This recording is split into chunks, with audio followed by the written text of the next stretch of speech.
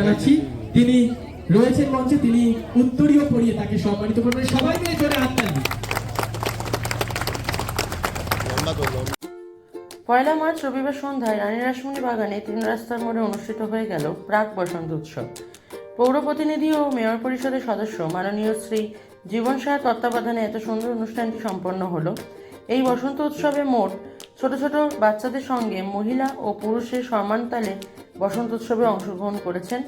অনুষ্ঠানে তত্ত্বাবধানে গোপাল চৌধুরীর ভূমিকা প্রশংসার দাবি রাখে।